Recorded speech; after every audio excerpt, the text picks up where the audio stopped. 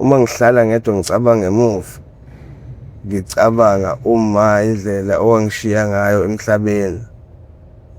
Mfethu ngivesane ngibone sengazuthi mina kahle kahle ngangidalelwe istrati kahle kahle. Yabo? Ngasiphi isimo mfethu? La mfethu uma njengoba ngikutshelile ekuqaleni ukuthi ubaba ngimazi. Yabo? Yeah. Brawami. Yina la bengihlala khona. Umuntu nomuntu ebengimazi kumuntu wesilisa namuntu ebengibiza ngobaba Uma ngabe ngeke ukuthatha mfethu. Yabo? Yeah. So mfethu emveni kwamasonto amabili uzobe sedidweni ubusa kade bubonile. Yabo? Hayi mayifika lo mfethu lo 2 weeks uphela sokwenza ID pirate. Uma kwenza ID pirate ke niyengqokiswa mhlasimpe ijezi lebhola noma amadansa kodwa nje nonke nigqoka into efanayo. Yabona emese uthatha abantu abalingana nawe nina nizokwenza ID pirate nabantu abayibala lakho ukuthi nibe ndawonye nonke ezabantu nje abafanayo. Ayabizwe ke lo muntu sesimile la ulayini. Kulayini ngithi ngangu number 4 siba u10 masenza ID pirate. Ngithi ngangu number 4 ngqala ngala eqaleni. Ngasuka ku number 4 ngeza ku number 2 ngoba umsesha ngimthini. Ukuthi uvike lapha umthetho lo number 4 yeah. Hayi angeneke lo muntu. Uma ingena lo muntu lo akumele ngene eza kanje. Kumele ngene orifice. Uma iqala nje umnyango ngena kona kanje sezojika khona lumnyango mela afike la esephendukile. Engena ngorifice. Apha nithile uzoze fike esenta thina sihlele njengalapha bese kuthiwa phenduka. Uma iphenduke phendukela kuthini? Sekuzothiwa indoda. Ababona abantu. Ethi ngiyababona. Socela ukukunikeza 10 minutes babuka. Asibuka ukuthi so right athi thu uyazi athi la uzokwenza nathi azokwenza izokhomba umuntu okuyena ngibamba ubesithu. Okay. So red athi ayisengired thiwa dlala phekwa. Laphana kuthiwa uzoya le okokuqala ubabuka. Phinda uye le okwesibili ubabuka. Uma ubuya uthi okwesithathu ubeke isandla pheko umuntu wakubamba inkonzo. Ngangempela njengoba suwu kushuthi uzofike abeke kokuqala mase suka lapho emase ekhipha wesibili. Esokuqala isandla wasibeka kuthabana. Wasibeka ngqo. Wasibeka uyamazi. Athi ndoda uneshoyo ukuthi yena umuntu okuba wathi ngeke ngize ngidideke ngibasikahle.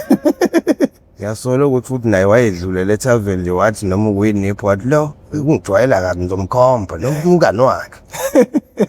So okay ndoda hlala phansi lapha eceleni ahlale phansi. Kuthiwa ndoda owesibili athi hayi ngizomkhomba. Thu indoda oqalwa ngabazi uzomkhomba wesibili. Athi hayi ngizomkhomba khona nommeli la. Ummeli lo kahulumeni omele thina. Thiwa indoda ke njengoba nje kade wenzile uzoya le okokuqala phela okwesibili mabuye kwesithathu khomba umuntu. Ndoda siyazwana athi ayaqala athi hawu yasibuza aphindazi. Kushuthi kulokhu kwesibili angawuqedu la yena afuna ukujika phakathi nawe abuye kuthiwa ndoda qedu la yini athi cha wendoni kahle kahle angimboni umuntu owesibili la mina wangibamba inkonzo ngeke ngisukele izingane zabantu nangu kumele akhiphe umuntu wangibamba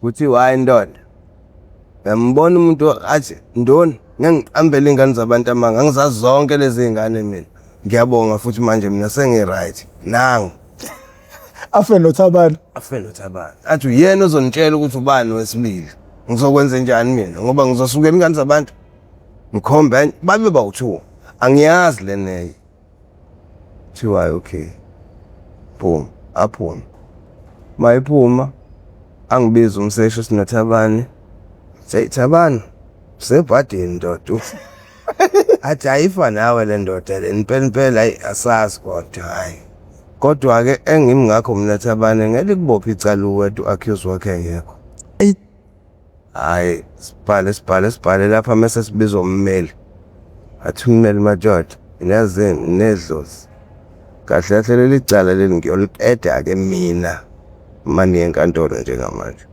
suhlale kakhulu Thabane ungcono Sabelo usafile ndoda ngiyaliqeda leli cala wena Sabelo awazi lutho athi mina vele ngazigqoja wathi naso hayi sathi masifika enkantolo asikhulumanga ngisho ukukhuluma wayesukuma lo mfethu lo watshela inkantolo ukuthi ayingeke sekuhlalwe kakhulu la kudlalwa ngengane zabantu kwi-ID Pirate lebese kuyona umkhombile uThabane lona asehlanganiswe noThabane akazi kwenzakalani kahle kahle ngesikhathi salomuntu lo muntu kungakanani makuthiwa use-England kushuthi lokho sazomela usalinde mhlasimpe umasonto amabili kufuneka lo muntu e-England phambi kokuthi le ngane yomuntu iphume noma ibhweshwe ngeke ayiphume athula inkantolo yambuka ukuthi Thabane yanikini ikhanda yasayina phansi yatshela umshushisi uthi athi umshushisi ngeke mina ngifuna noma amasonto amabili umseshi uthi usazopha wathi kantolo ngeke angisakuvumeli kuloko sithe uphenyo lokugcina lolo silenza madoda phumana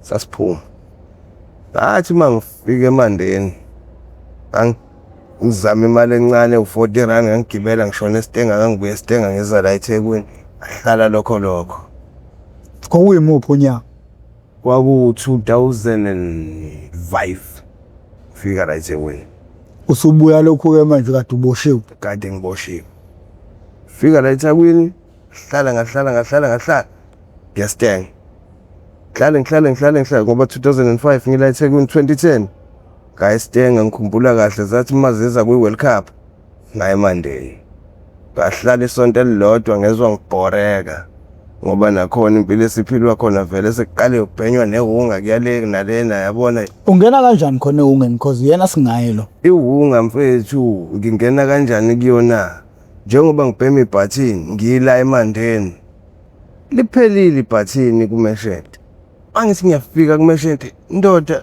awungiphuphisi phisi ndoda ukho mina yazini ke mfethu ngoba uphisi abekho uzoba khona nini athi hayi 2 days ingidi zobusika 2 days futhi mina ngilala ngihamba la nomunye umfana engilala kubo kwakhe abathi uSiphiwe athi uSiphiwe Sabelo mfethu uyangibambezela mina ngifuna ukuyibhemela ngibhemani naphilisi ngaliyeka yabo ingephuma ngihamba kancane ethi Sabelo bra ungixolele mfethu ngiphume athi uSiphiwe masiphuma la eminyango lalela Sabelo uma ufuna ukulala ikhona into yokulala naye wonga shaya leli capsule leli ngiyakupha uzolibhema uzolala bangiyibuka lento mina ngibona uxhayilo ndlala ngami lo niyazi kodwa ke ngoba angisazi njengamanje inkomo icingwa ngisho sihlahleni mayisilahlekile akwengicinge nami hayi bhemeke le wungani ngashaya amahitha u2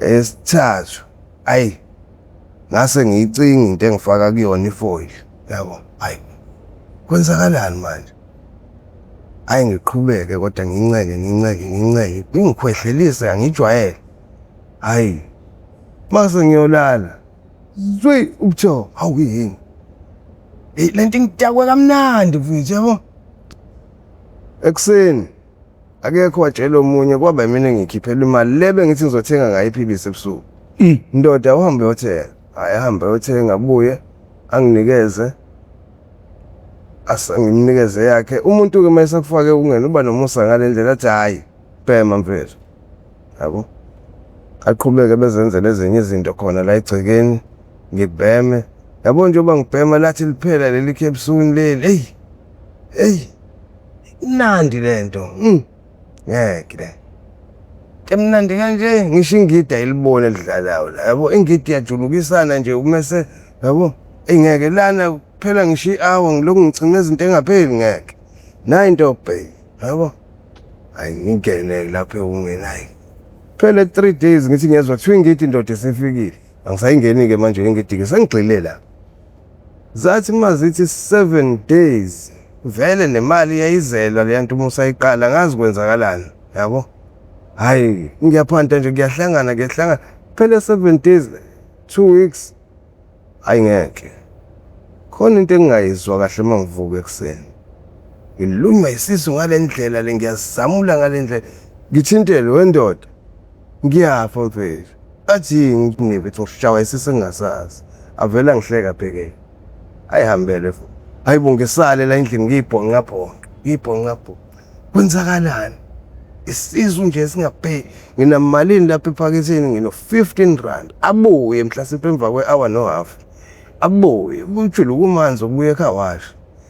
Nje sabe lapho ngilele yini mfethu athi uthe kwenzakalani namanje awukavuki mina mfethu ngishawa isisu athi manake khiphe la iwunga afake kwi-foil angishisela donsa la ngidonsa mangiqeda ukudonsa le hit yokuqala aphinda afake enye eduze ngisatedela into uthi yale adonsa la ngidonsa ashisa nawo kwa ngishisa ukwa manje mangikhipha ukwa ngamakhala sasithi isisu sathi nya wathi kwenzakala ngani yo manini bafethu kahle nihlale nikhuluma ngo-Arost athi hayi ke fana qhubeka mi angishiye necapsule nasuka ihambele yazi ngathi mangiqhubeka ngibhema la athi mina ngeke ubhlungu kalekeleka lento ngiphande aphuma ngayozama ngahlanganisa ngakuthenga ngokwami hayi ngeke ngibaleke emandeni sengibaleke emandeni ke manje sengenza yini sengishaya amahlakahlaka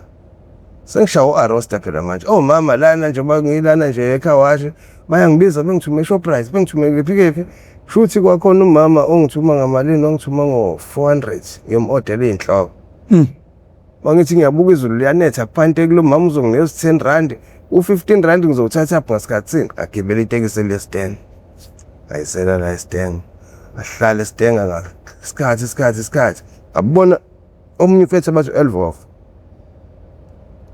anginikeze nje isipananyana esingatheni sokuwasha imoto akusabelo njalo ntambama imoto zami ngiwasha wena yabo ne-12 wathi njalo ntambama imoto zami ngiwasha wena mina kuphela into engizoyenza kuwena njengoba uphanda la eShoprite ngokukhakade mina mangifika la ekseni ngine-30 rand emini ngine-30 rand ngenzelani ukuthi uhlanganise nalamasentanyana amancane ubheme ntambama uzowasha imoto zami eziwu4 mawuqeda uwasha imoto zami eziwu4 unikeza 120 uthini mina ibava idile right le wathi ake moja ubuye afike ngayo imoto yakhe encane uthola ukuthi ngingcolile athi angimsulele mangiqeda ukuyisula angine 70 rand lapho ke ngomalume yabo lonto thenga ama-capsule la ngo-20 rand ngo-18 rand ngibheme phela usuku qhubeke ngushayela umsebenzi ka-Elvovo ngushayela umsebenzi ka-Elvovo kwaphela 2 inyanga no half angazi yini engivula isokhabhe holi uma ngithi into yokuthenga phela le engekhohliseke bhuti omdala imali nami angazi angicufwa ngemali ngakuzwela kuyo yonke into kodwa amasenti bhuti wami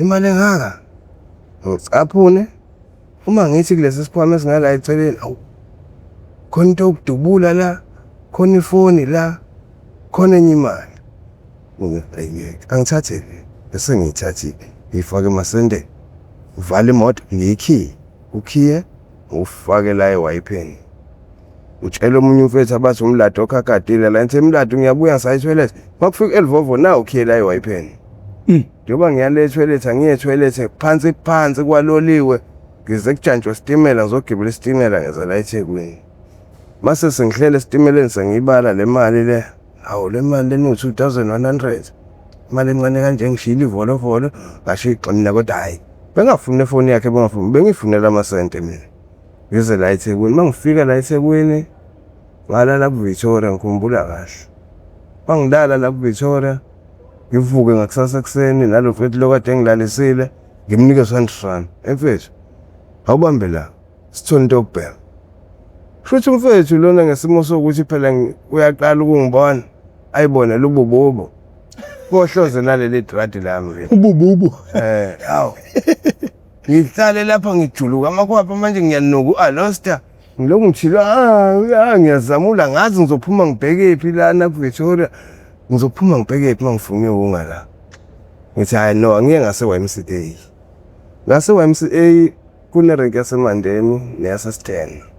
Izona ndawo lezo engithi mangibona abantu bakhona ngiqale nami ngibuyele umqondo ngiyithole ngisendaweni engiyijwayele noma ngayijwayele. Awuma ngithi ngibona omunye mfethu abathi uSandi la ngibize sabeloza la ngigijime awu ubekwa yini la mina efethe kushubile ngizoshosho. Athi ngeke sabe. Angivumi into enjalo bra wami. Shoshoba la eThekwini. Uzoshoshoba khona kodwa hayi ngale ndlela oyicabanga. Yazi ne? Hlala phansi, uhlale phansi. Kwakuseyiselangeni la sekuyirenki khona njengamanje YMCA. Le renki lesibile ngale. Kwakusawashwa imoto lapha. 2014. Yeah. Okay. Hlale lana no Bhexisa, ufika uBhexisa tayibo. Wathi umkhaya wami lokuthiwa awena phela usabe uthani kamnandi hayi. Grande.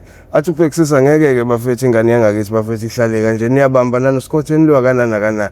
Sabelo zonkorobhela imoto. Yabo? Cha Bhexisa makhonto lahleka mfethu isho kuwena. Yabo lona. Simbeka kuwena. Kuthiwa wena umbizile Sandile nawe usuzongena ngesimo sokuthini ufike ngawe la. Kodwa ke ayikho inkinga abafethu simvalele umfethu eParish naye akaphile ngabe lokho ecelana nezikefu uzogcina bayisicefe. Hayi kamnandi grand abazi njalo bona sengibheme ngingungazengibhema kanjani ke manje ngokucasha yabo lonto. Hayi sihlale lana ngiwasha imoto futhi ngikhonzwe elinye ikhalathi abathi uMike elikhandani elikhanda imoto amabhasi lithinta uMercedes G bus kuphela. Uthathe likaqewa ne yeka phansi indaba ukuwasha lonke lokusakabhuti lemoto yazini uzowasha imoto zami la linamabhasi awu3 asebenzele eMaputo amabhasi akhe nje shale izindawo ngaphandle uMaputo eSwazini athi mina ezami imoto kayibalayishe labosheleni bakoStenga kephi zicross iborder mayibuya imoto eborder khipha inqola uyayiwasha sibhala phansi phela kwenyanga uthola imali yakho.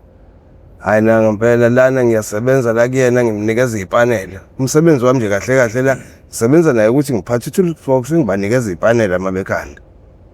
Nginemoto yami la enyathi engilala kuyona yabo. Into yami nje mayihamba ntambama ungishiyela imali. Mangabe kudakwe ibhack label kahle futhi hambe nganginikeza imali yokudla kodwa ngesimo sokuthi kade ngithuma ngo100 mangithume ngo100 awubuye ushintshe. Mayifuna ukwayi ngenza sure ukuthi ngisheshe ngiyikhiphe i20 yakhe la. Ngimnikeze ngoba kuzozokubuya umgqo. Wena ngikuthume ngemali yami ngawubuyisa ushintshe. Make wathola ukwayi kuphelile. Emveni kwalokho mekuphela le6 le kade ngithume ngayo ngo100 noma ngo200 ukhipha omunye futhi uyangithuka. Sabela wazi. Phuthume ngiyothi yabo ngizoyithola kanjalo ke imali. Mayisehamba mina nje indaba yami igowani wena uyobona ukuthi udlani njalo wena ufuna imali anibonile imali ade ngiphuza phambi kwakhe ngizoyithatha ebengenele emotweni ebehambela yabona hayi kubeke kamnandi grand hayi ngiwasheke imoto YMCA no driver nje sebengijwayele sengiyimele nami sebeyabona lo vuthi awu sejwayele bengibizi ndoda ozala hayi ngifike kubona ukuthi walalela ndoda uyakhumbula ukuthi wena wabinalo ilungelo lokuthi ungayiwashela imoto yakho kodwa masithi siyabuka ngathi sekunezimoto la esezingaphansi kwakho. Okay right ke lokho mfethu asikuphikisi kodwa la erank kuye kube khona indlela yokungena kuzomela ukuthi uthenge ikesi nebhodlela phela emveni kwalokho usuyilunga ke ngokuphelele awusekho ngaphansi komuntu esathi makwenzeka inkinga izosho kuyena njengamanje leyo nkinga leyo sekuzophoqa ukuthi thina sithathe izagila sithungathe wena.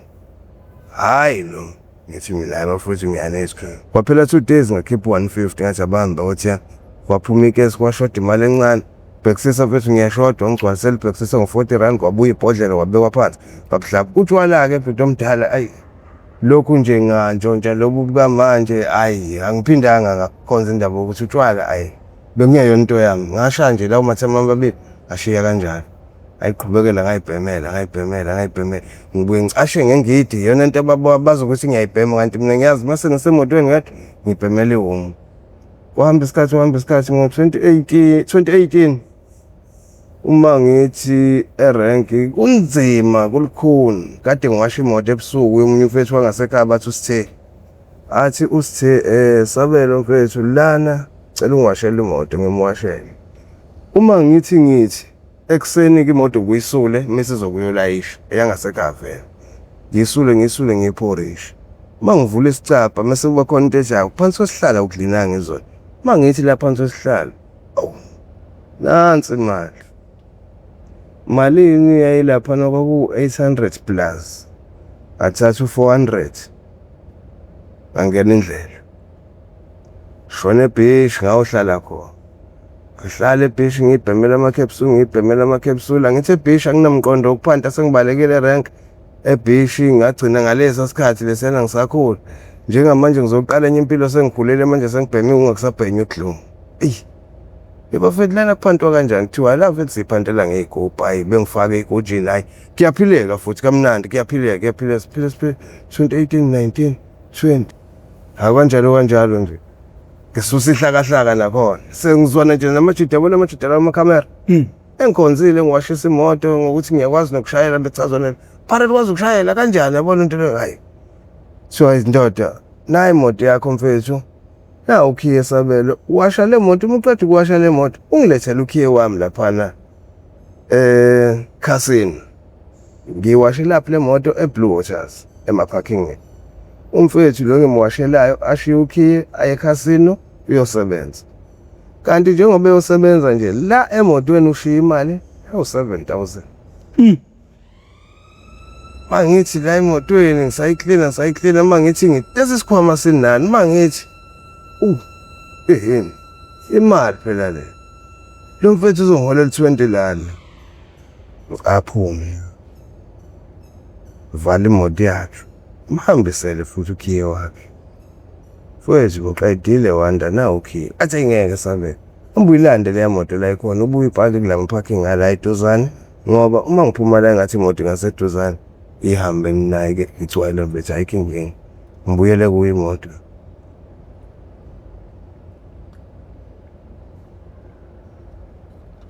angifike emotweni Dumis ngime ngicabanga ngibuke lesikhwama lesi ayingeke still le mali salwa mangithi ngivula isikhwama isanyakaza nje ngokuhlina ngicaphume ngifake emasini ngizivala shaya imoto ngifake emaparkingini kumele ngihambise okay ngizawuhambisa ke manje ngoshiya emotweni uma ngingena eBhishi ngigudle ngesihlabathi one way bese ngizophumela laphi phezulu eSouth Beach phumelela eTebhisini phumele eGarden Court phansi kwa Metro Lounge gibela itekisi feeling shiyela shona eMaskandi hlalele eMaskandi lo ngikhipha nje kancane ngiphume eksene ngathi nami ngizocosha uDodo khipha kancane thenge ubuye ayingeke mina ngangazi ukuthi umuntu ocosha uDodo ayingeke umuntu ungaphilile kahle ekhanda kodwa manje ingenxa yesimo so ngibhekene naso mfethu namasenti phela nje bakhamba insuku bafethu bayabona le ndoda njalo ayithenga imali ngaphansi ka 50 rand manje ngathi ngilele bangibhikitela ngavuka ebhlukwe eliwibhefu angazi ukuthi yabona kwabehema mfethu yabo imali yomunye inyembezi zomuntu futhi yayiseningi imali yayisele laphana kodwa ngavuka ngisele namalini na 70 rand kusho ukuthi ngalala ngidakwe ungangibheke phezulu ila ephakethe ngala phambili basika ngerazor bafethu up until baze bafika ekutheni nayi le mali la ikhona bayikhipha yonke angivuke ekuseni abafethu ade ngilele nabo bonke abekho sele hedwa ngeke futhi ngize ngibabuza ngoba ngizothi ngiyithatha phi imali engaka bengabatsheli ngani kahle kahle ngiyabahlanyela nje yabona engathuli mina sekumele ngicoshe uDodo ayikho inkinga ngiqalekele thatha amasaka lawo cosha kwezigubhu madoda yini ecoshwayo kushiwo ukuthi nokuthi ngicoshe nami ngicoshe hambe ngokala hawu mangithi ngibuka isikhathi 1 mangithi ngiyokala imali engiyitholayo 9 rand ngeke ngibheme ngo9 rand ale phansi ngihlale phansi engisho ukukhala ayingincenye kancane ngihudula ngize la eMaskandi khona umashenti abathi ubhotshiti abengibhema kuyena ngifike kuyena ngimtshele naye useyabala mangiqhamuka ukuthi awu nayo le ndoda izongena imali ethe mangifika kuyena ngifike ngimtshele Botchet osikhotheni balisikile ibhluku lami ngibe ngiphakamisa iskipha ngoba sasithe kusho ukuthi ngitshela bonke njani konke amasenti amahambile nje nansi imali enginayo ngemathi uyabuka lo muntu uno-9 icustomer la anginike athi yazini bra wami nyusa amasokisi phanda-ke manje ngithi mina athi khohlwa lento phanda ngaqala lapho ngani mina ayikulungile bengilungithe umuntu ecosha uDodo uhlanya ayilimeze etsheni ngasangana ngaya khona njengoba ungibona nje namhlanje mfethu ngiyimadakeni nginjena hayi ukuthi yini mfethu uDoti lengizoshaya Kodwa manje uzenze wona ulitholile ithuba lokuthi ungaphefumula ungaphila emgaqweni but still ukuthi usikhothena akukaze kuphume ekhanda lakho. mfowethu uma kuphuma ngibuza umbuzo kodwa ngizoyaka. Ngiyakubona ke lokho. What about ukuthi usuthola indlela manje yokuthi wena uthola imali yokubhema uthola imali yokudla. Wena uphinde uyimoshele khona lapho. Inkinga la ekhanda lami mfowethu ngeze kuqambela manga njengamanje into engicabangayo mangithola imali iwunga nje. Yabo lonto? Umqondo uqala ukubuya ngalesikhathi le mali ingasekho. Ukuthi no. Yazi mangase ngithola imali engaka. Ngithenga into ukuthi yazi indlela yokuphanda ngashintsha. Yazi u1 no2 ngawenza ngigcine ngifika la engifisa ukufika khona. Yabo lonto? Ngihlale ngedwa bhuti omdala. Uma ngihlala ngedwa ngicabanga emuva. Ngicabanga uma indlela owangishiya ngayo emhlabeni. Mfethu ngivesane ngibone sengazuthi mina kahle ngangidalelwe istrati kahle. Yabo? Lasithi isimo mfethu. La mfethu uma njengoba ngitshelile ekuqaleni ukuthi ubaba ngimazi. Yabo? Yeah. Brawang. Yina la bengihlala khona. Umuntu nomuntu ebengimazi kumuntu esilisweni namuntu ebengibiza ngobaba Mama bengwe into uthatha. Yabo? Yeah. So mfethu kwahamba uma ngishiya ngo2003. Kubuka mba ngikwazi. Kubuka baba ngikwazi. Ubhudo sis. Nice. Yabo? Wonke mina umuntu engihlala naye. Ngimthathisa kwemfowethu. Yabona. So mfethu yabo nje bethi.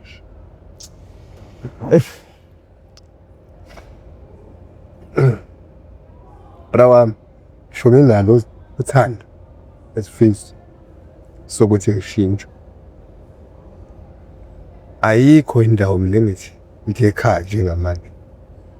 Ngo ngilwana namaplani ukuthi mina kusasa yiphi indlela engakwazi ukuthi ngenze ngayo ukuthi ngithi isekhaya. Yabo? Ngaphandle kokuthi ngiyemzini ngomuntu njengamanje. Lokho futhi kungihlukile kakhulu umqondo wami. Yabo? Ongangokuba namhlanje ngihleli la ngihleli khona nje yikho ukuhlala nabantu emvele okungamele ngabe ngihleli nabo okungena baba wami oyini sesiwami. Yabona? Ngesimo sokuthi uma uphake kithi gcine ngihlala lapho ngihlukumezeka apha lithini ngazakhethe isimo sokuthi iphilele lempilo engiphileyo mfethu. Yabo? Nginesifiso brawam sokuthi kusasa ngakhe noma ilelo riwa elilodwa. Yabo? Mangithi ngiyabuka mfethu ngikhulile lesikhathi yabo lonto ngistakile la strateni. Uma mina mfethu ngishiya brawami ngiyakutshela lokho ukuthi bengathanda ukutshela khona. Yabo? Uma mina lesikhathi ngishiya emhlabeni bayishayiswa imoto la isikele. Yabo? Ithe salinde imali yakhe kaRafa. Kwamudla ukugula wahamba emhlabeni. Bayihamba uma emhlabeni. From night yami naye. Yabo? Uma wayesazama ukuthola izinto besimo sokuthi bese akasebenzi uyixoshela emakhampoti kaMfulando. Ifethi lento mfethu. Okay right mfethu. Angishiya uma emhlabeni, mangishiya uma emhlabeni ngenze ngikwazi ngiyohlala ne-stepfather uma ingasekho. Yabo? Ngikubeke mfethu uhlala emgwaqeni. Apha nithini mfethu uzibindisa. Yabo? Ngazi promise uthatha hlanganise nani. Yabo? Manje nabanye abafethu mfethu. Ngiyazama ukufihla lokho ukuthi yabo nani. Ngiphile nami mfethu impilo. Umuntu onekhaya onakho konke. Brawami ngimina mina. Wathi khulipolelo phithiyele. No mfethu hayi masikhuluma indaba enjengalezi mfethu ngeke ingafiki inyembezi cause as-act la sikhuluma ngempilo yangempela and konke sikukhulumayo sinesifiso sokuthi kube khona umuntu okuyithola indawo empilweni yakhe if akwazi ukuthi nayo impilo yakhe mhlambe azama ukuyiguide ngenye indlela. Abonye mfethu into engiphatha kabi mfethu mawuthi ngokusola kwakho mfethu usola ukuthi mhlawumbe uNkulunkulu wayekudalela istrat. Mfethu uma wayenesifiso sokuthi makuphuma imali yakhe akhe umuzi. Engitshela ukuthi sabele mina ngakho umuzi wami uzohlala khona nami sobabili kuphela. Yabo? Ngibona ukuthi uma useyahlala nje nala angisalisa nabo akathandi ngenxa yesimo mfethu ubona ukuthi akanawo umpeme owakhe angidlalisa kuwona mfethu. Yabona? Ingekho mfethu into engizoyenza ngathi mangibuza ngobaba umama kwathiwa weza la eThekwini wayeummeli ne-office la yabo MCA Yeah. nale mfethu laphesheya. Ene-office lapho. Emveni kwalokho uma ngimbuza ubra wakhe ukuthi kwenzakalani lithi wasuka lapho wayegoli kahle kahle egoli wafika wahlala ne-stepmother naye umngane wakhe kwakumgcina lapha akaphindanga umbona. Abafowethu ngiyezwa kuthiwa ngelapha ukunoda ke ubhlungu lakho konke mfethu angibazi bra wayi. Uyithime la kwaba isibonga uba igama lakhe wakababa mfethu uma wathi ukhulini owakamathi yabona wakamathi. Umfowethu usakhe dadewethu omunye igama lakhe ngisalikhumbula kuthiwa uNana yabona nje. Sezwe into engiphatha kabi kakhulu ukuthi angimazi wayibone lo baba angimazi yabona nje le mina nje mfethu mangabe ngisuke ngihleli nalo engisuke ngihleli naye ngithathe ngaleyo ndlela ukuthi okay right hlasimbuyeni bra wami lo umfowethu engizalwana yabona nje le phile naye ngaleyo ndlela leyo yabona mfethu yabona nje mfethu angazi ngizothatha nehlanganise nani phambi ngiyayibhema nje leyo mfethu ukuthini kunezinye izinto engiye ngithi mase ngihleli phansi mfethu ngibone ukuthi kodwa uthini mfethu ngithi senalo ithemba yabo ngoba phela mfethu kuthiwa ithemba libulala kodwa bra wami semihluphekile angithandi futhi yabo kuyenzeka bra uma kwenzakalayo ngibuke ngibone ukuthi anginaseki yabo. Yeah. Ngoba ngisho ngiyeka le ungane abantu engazama ukuthi eyifethu ngithole i-ID kufuneka amakhanse yabo nje mfethu kumele ngihambe imigudu lengibona kahle mina mfethu ukuthi angikwazi ukuthi ngiyimele lo nto leyo yabo. Lento engifunayo ngiye-Home Affairs ngiyoshaya i-ID ngibuye ngiyiphanthele ngithole lento engiyifunayo ngoba mfowethu yabo mina kahle kahle mina sekuthiwa ngithole i-ID ukuhlanganisa mina mfethu senginawo wonke umqondo yabo. Ekubeni nawo wonke umqondo mfethu ukuhlanganisa ngilwela ini ngilwela i-license. Uma ngase ngithole i-ID ngiphante mina ngendlela yami ngizofika la engifuna ukufika khona. Inkinga yami njengamanje ukuthini ngekho umuntu engaphuma ngiyekela ngiyoguqakela becebeleze le-ID ngizobeza anginaso kwa-certificate sokuzala yabo. Izo zonke futhi izinto lezo ezingitwistayo ngibhema lo dodo engibhema wina namhlanje.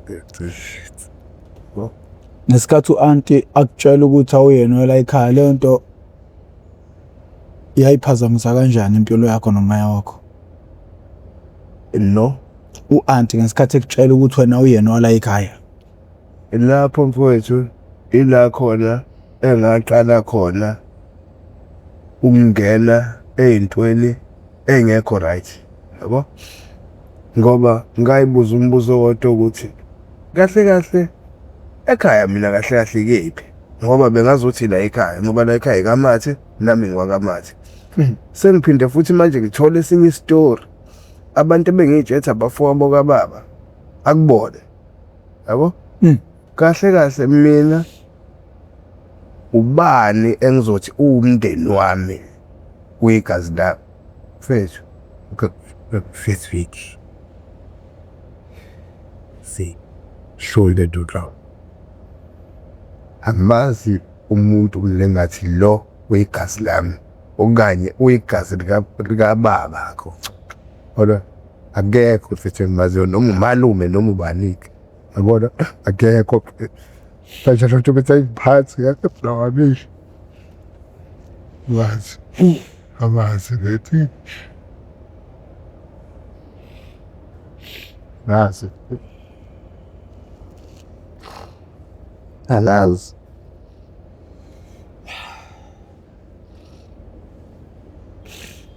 kodwa mfethu ngoba semhlabeni Themba Brahma ngilahlile,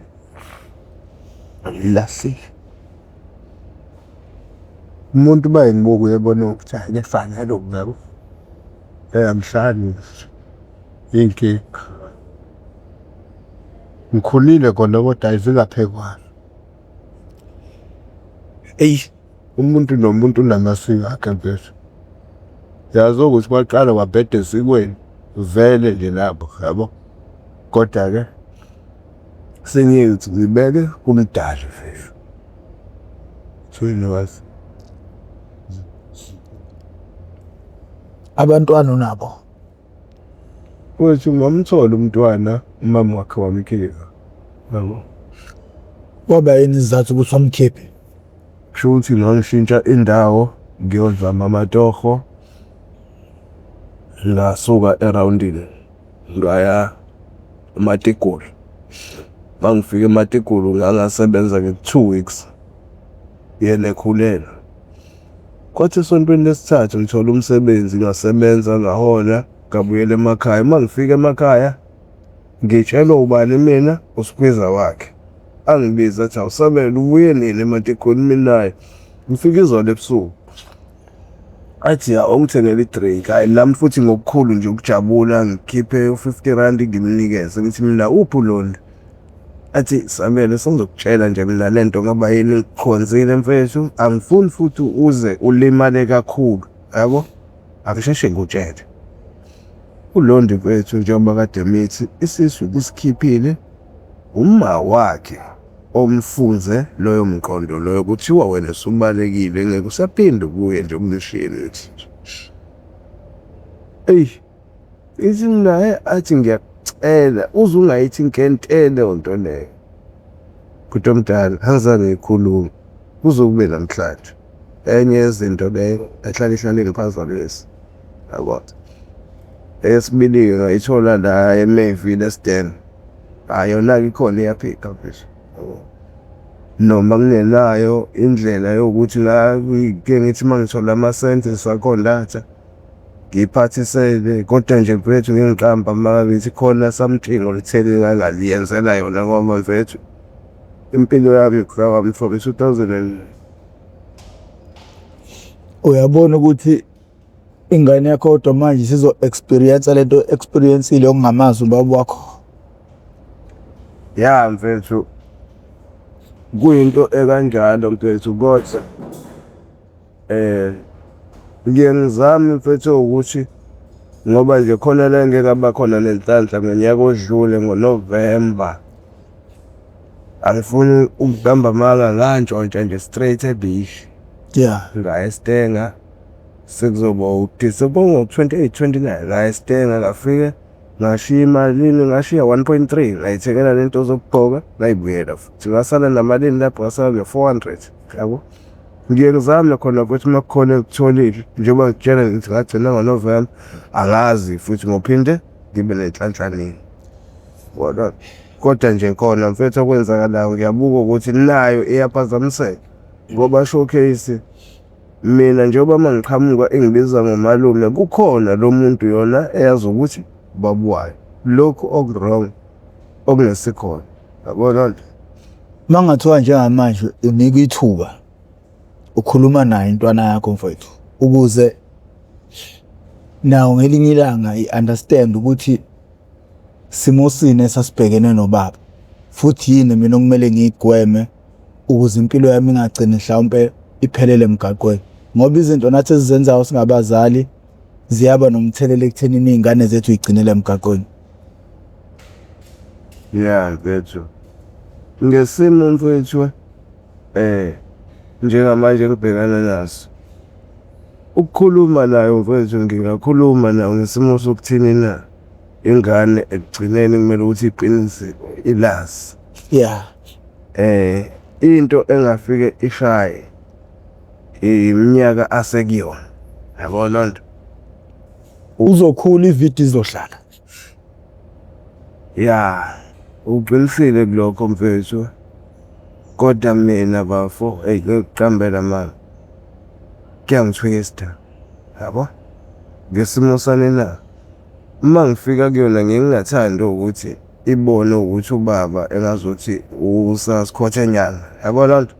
Ngiye ngiyenze ifile like ubaba umuntu, umalume umuntu yabo oyisebenzelayo nje obuya nje ngaleso sikhathi leso, noma yabo ngoba phela ngiqhamuka nayo seyakhohlwa, yabona nto ukuthi awu yabo. Kodwa khona igazi liyasho ngoba siyazwana mase ngifikile, yabona nto le. Yeah. So isimo esikanjalo mfethu ngithi nginaso sona leso sifiso leso sokuthi ngihlale nawo phansi sikhulume nje, yabona nto le, ngenxa yano mfethu yempilo engiyiphilayo, yabona nto mfethu. Yabo Awukhulume nawe njengamanje.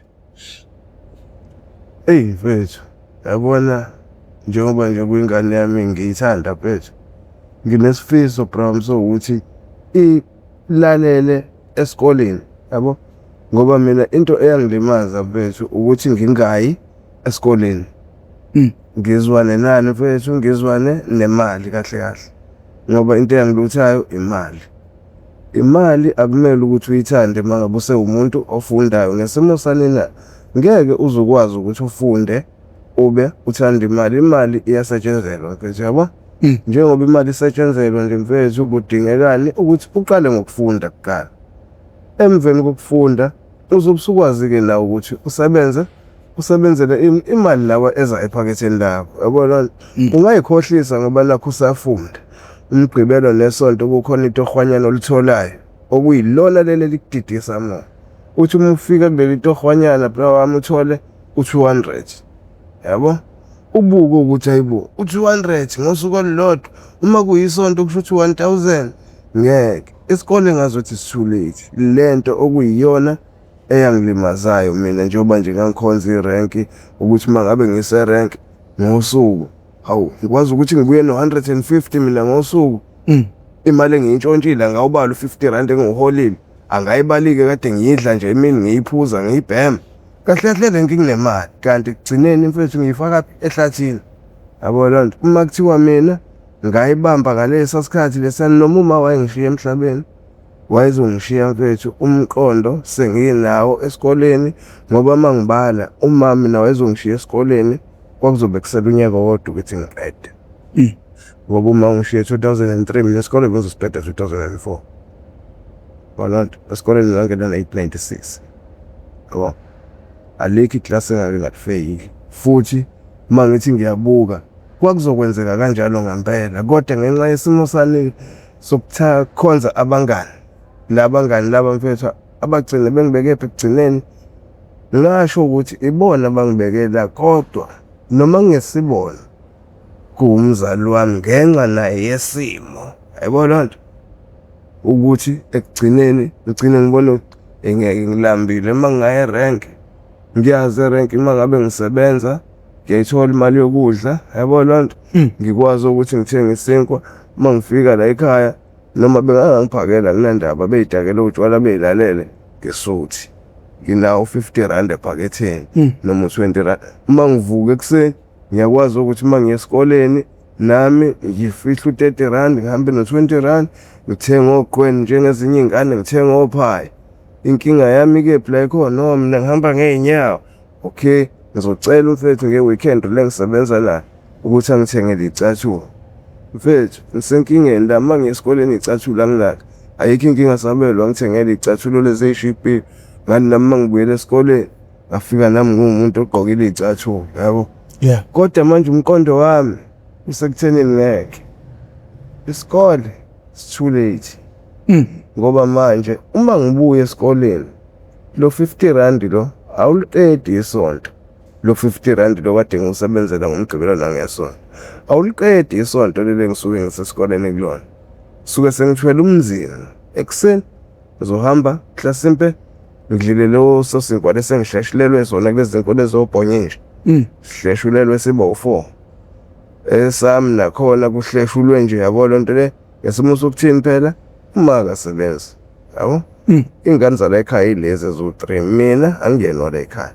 zothiwa nje nami lokho ukuthi phela kusithwe uma ngisho kukhona uma naye akukhiphile noma akuthengile ngoba naye kade uyibambela amatoho uma kube umuntu okhonza ukuthi ayele emajalidini awe fesele belungela athole lo matoho amawashing nani thole ukuthi khona nje ijalidi asesebenza kulona mhlawumbe uzosebenza 6 months ahambe inyanga yonke yabo nje ubuye ngekho nje inyanga yonke ezobuya kuphela kwenyanga mina la ngithwele kanzima kuyenyukela uma ibuyile kodwa uma ayikho nje into wrong mina yenzakalayo la ngithandwa ngalendlela la uma sengimphelezela uma ngimgibeza ngimcheke ma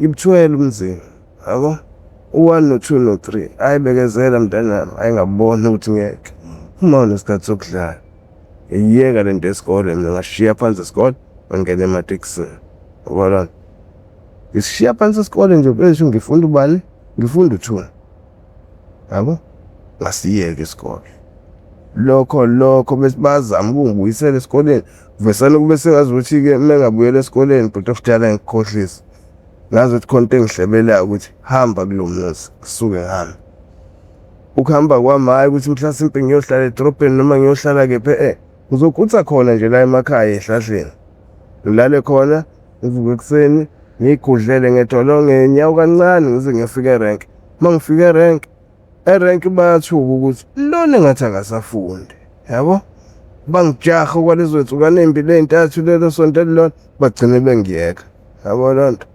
ngathathwa umunye ubaba bathi umahlobo wathini mahlobo ndoda sisebenza kodwa ndoda isikole sibalekile ngamqambela amanga ngendlela engiqambela ngayo amanga ngi-understand sasebenza isonto elilodwa kwelesibili phela kumele ngiyeke ngibuyele esikoleni angisabuyele esikoleni akasangifuna emotweni yakhe kodwa erank hayi bangijwayele sengiyaqala kokungena kwami erank akhohlwa isikole ngayingenelela ngingasebenza umama ebuya kuloya muzi loyani wazi ukuthi ngikhona angikho hayibo ingane yami ingane yakhe iserank siyayibona la iyakhondathi eze kumina uma erank sabe kwenzakalani mntana ngimtshela ma ngakutshela ngathi lapha ya ayikho into engiyiphilayo uma ungekho angidli uma ngidla once ekseni mangiqeda ukudla ekseni ngoze ngidle sekulalwa ebusuku lakhona ukudla engidlayo kungenelisi uma ngila erank ngiyadla ayikho into ebaluleke njengokuthi uma umuntu udla isikakhulukazi futhi musakho yabona uma ngabe ngisuke ngivakashile la engivakashe khona emakhaya mina ke futhi ngumuntu ongathanda ukuthi mase zidle ezinye ingane ngilokhu ngihleli lapho noma ngibizwa kuthiwa ozodla yabo ngesikhathi sebe ngibona ukuthi ngathi sekuyaphaka bengiphuma kanje ngilambile kulobo mnyaka khona omunye umama wangasekhaya kwamhlongo wagcina ebonza elengane khona inkinga la wangibiza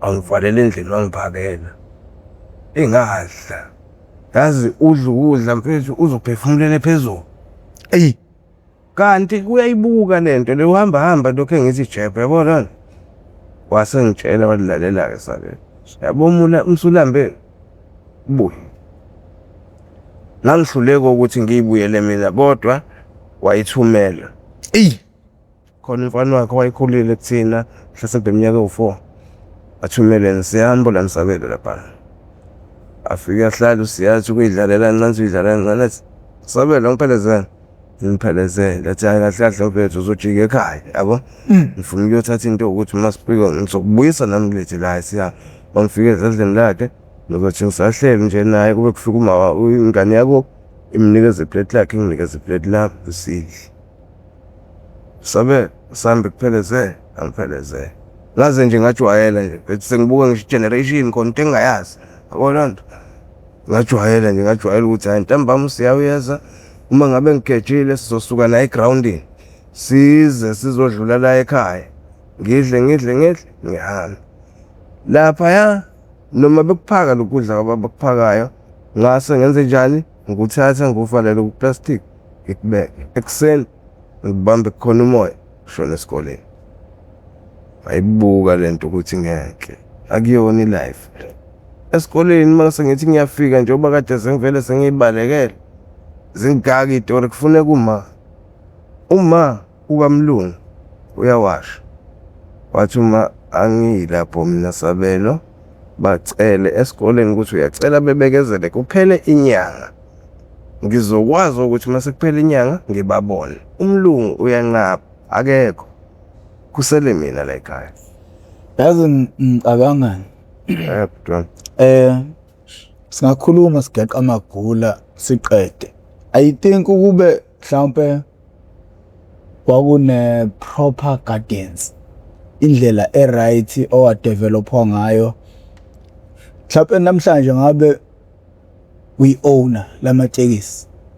mfethu esifisweni sami mina nasempilweni yami nganginesifiso sokuba yisosha Kodwa manje nansi irenke phela yakufuna umncane. inkinga yami njengoba nje sengingena erenki vele sengingena nje erenki sengiyagamanga nganginaso isifiso so mina kunamhlanje mfethu ngabe nginekhumbi yami yabo ngoba ngikhumbula kahle kuke kwaba khona ihaqaqe eziba khona erenki ngingenelelile ngesimo sokuthini ngiyabona ukuthi no ithuna liseduze la mfethu ngiyalisaba ithuna ingekho indawo engikhomba ngithi lapha esekhaya ikhala lasekhaya liya angikacabangi yabona nto kusenamaplani ukuthi mina kusasa ngizowakho wamumuza kraw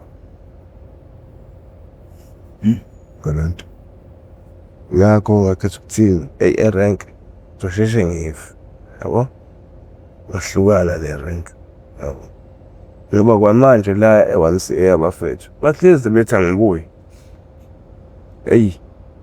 akusavumi khona yabo kusavumi khona ngoba ngiyabuka ukuthi emqondweni wami nezinto eziningi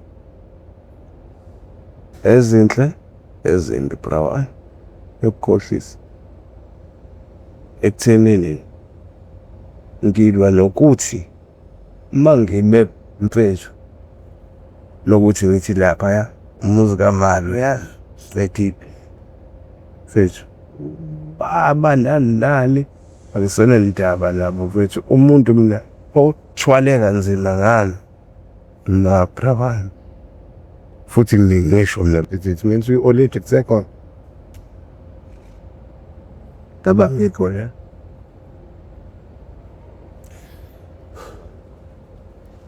Mfowethu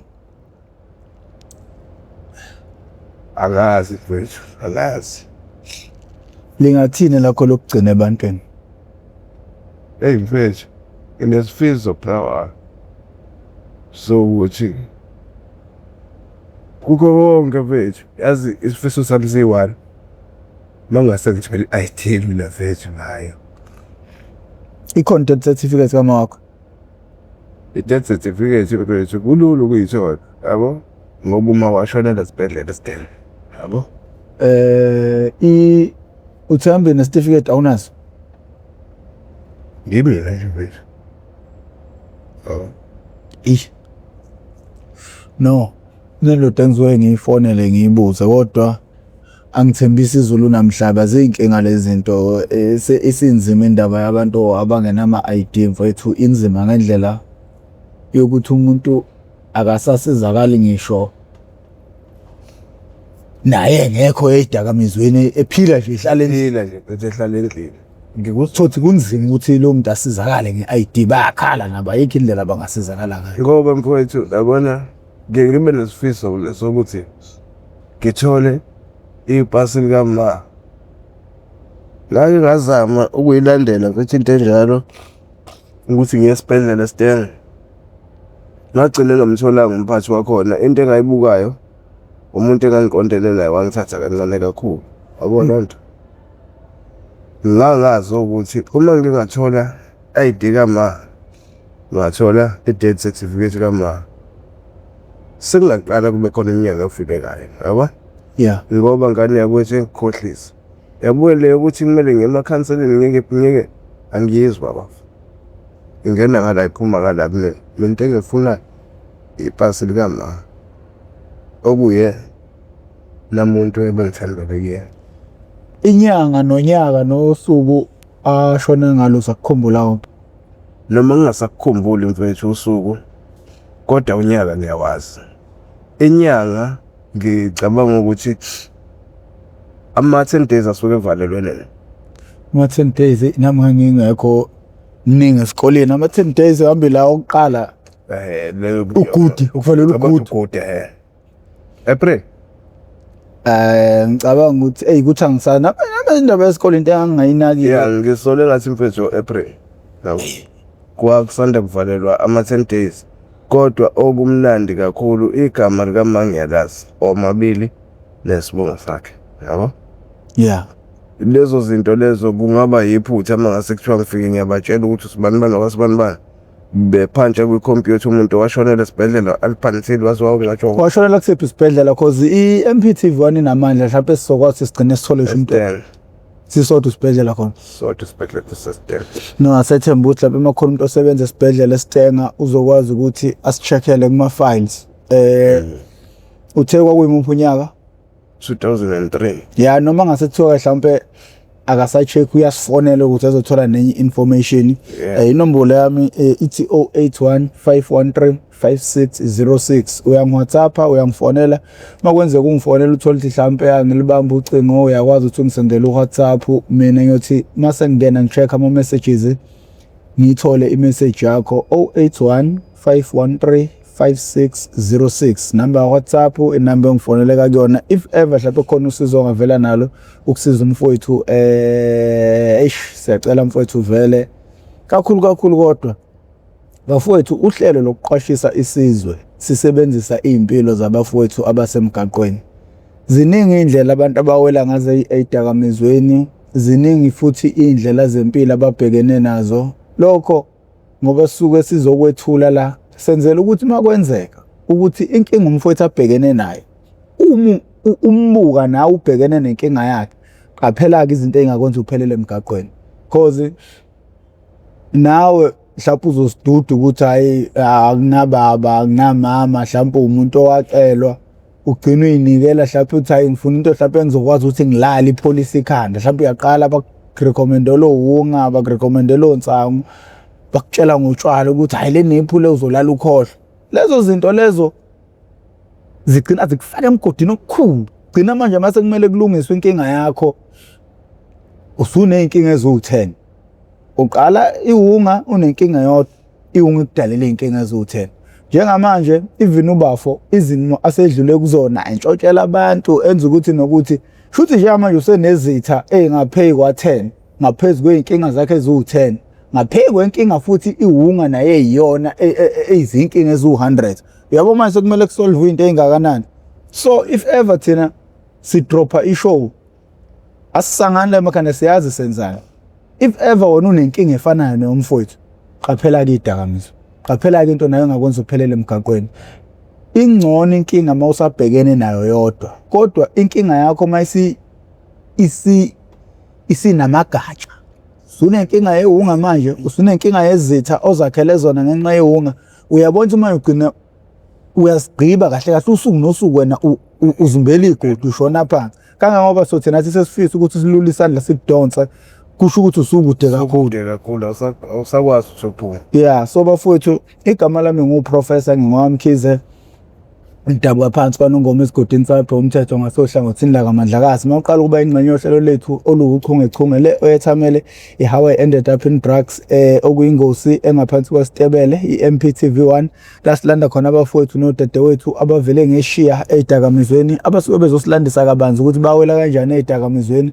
Lokho sikwenza malungana ngqo nokuzama ukuqwashisa umphakathi. Mangabe uyaqala ukuba ingxenye yohlelo lethu oluwuchungechunge cindezela subscribe button ucindezele nebell. Ibell izokubeka emathubeni amahle kakhulu ukuthi uma khona isiqephu engisposayo izokanqeza ecingweni lakho uzothi mawungena ngaphakathi uzobe usuzitholela isiqephu sangalolo suku. Bafowethu uhlelo lugqoza nje ngoba sineyinkinga ezokuliqhuba. Ngakho ke siyacela abantu bejoin membership or makhona mhlawumbe ufuna ukusiphosela khona ufuna ukusupporta ungasiphosela cause uhlelo lolu ukuze lenzeka ngemali. So imali masingenayo kuyasiphoqa ukuthi inhlelo zime. So abantu bake bakhala kakhulu ensukwini ukuthi hayi uhlelo asaliposte njalo. Hayi bafowethu into esibangela lokho imali. Mangabe mhlawumbe unawo lo 10 rand lo 50 rand lo 100 rand siyakwazi ukuthi uhlelo siliqhube. Ungasiphosela usijugelele. Inamba yama Capitec it 081 513 5606 081 513 5606 or ungifonele